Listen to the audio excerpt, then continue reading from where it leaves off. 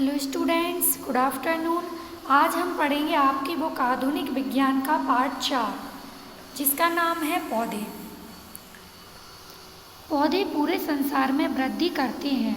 पौधे हमारे चारों ओर बड़ी संख्या में होते हैं। पौधों से हमें भोजन, लकड़ी, रेशे, तंबाकू और बहुत सी अन्य वस्तुएं उपलब्ध होती हैं। हमें जीवित रहने के लिए ऑक्सीजन की आवश्यकता होती है, जो हमें हरे पौधों द्वारा मिलती है।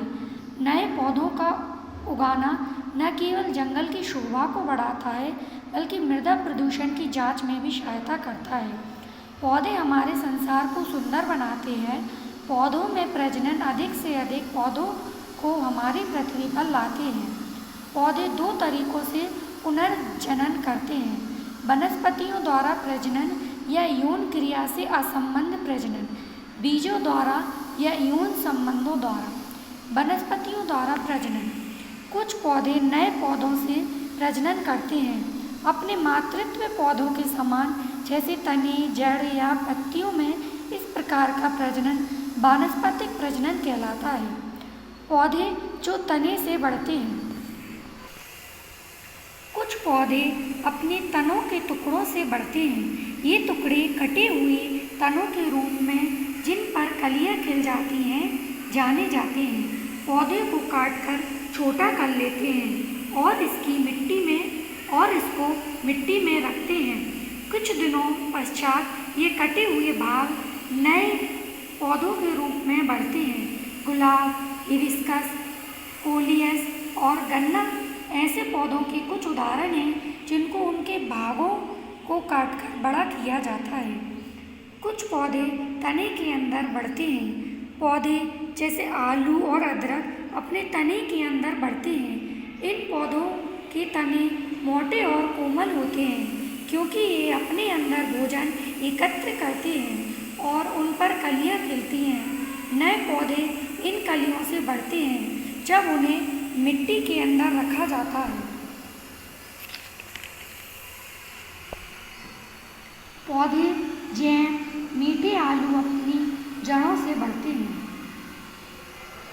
कुछ पौधे मातृत्व पौधे की गोल जड़ों से बढ़ते हैं। पौधे जैसे लिली और प्याज तने के अंदर बढ़ते हैं, जिन्हें गोल जड़ें या कंद कहते हैं, क्योंकि इनका आकार बल्ब के समान होता है।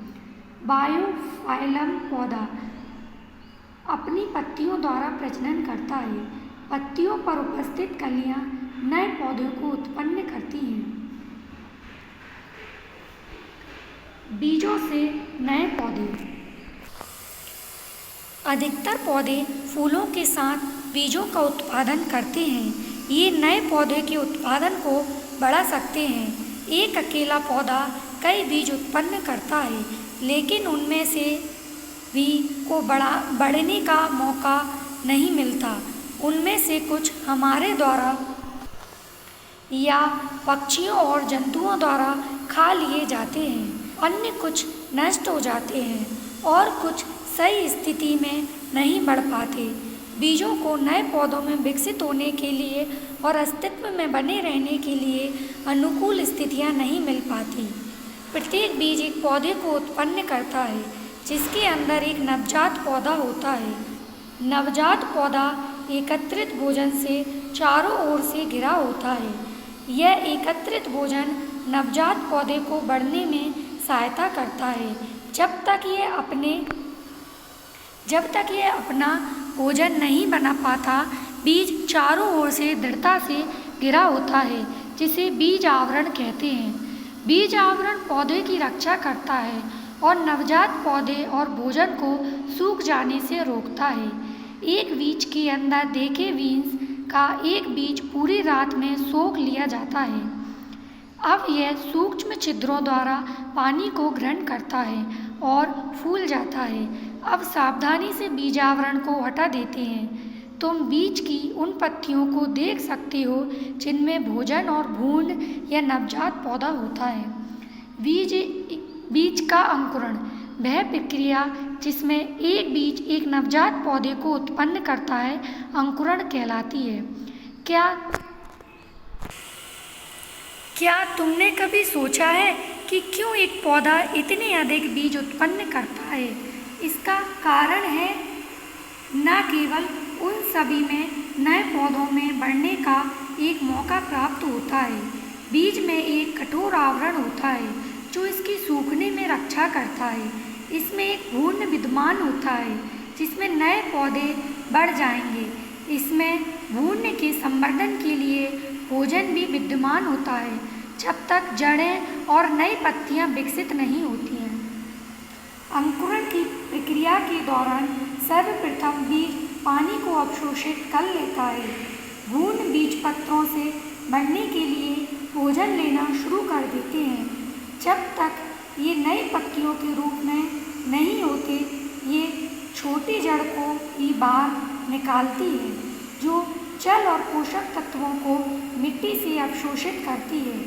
हवा, जो अंकुरण के लिए बहुत आवश्यक होती है, यह मिट्टी में सूक्ष्म छिद्रों द्वारा पहुंचती है। इस प्रकार बीजारोपण में एक छोटा अंकुर और एक छोटी जड़ विद्यमान होती है जो क्रमशः अंकुरण प्रणाली और जड़ प्रणाली में बढ़ती है।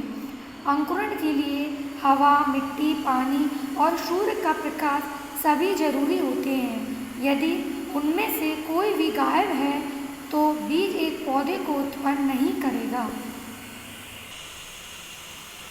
ओके स्टूडेंट्स, आज हम इतना ही पढ़ेंगे। आगे का पार्ट हम नेक्स्ट वीडियो में पढ़ेंगे। Bye, thank you.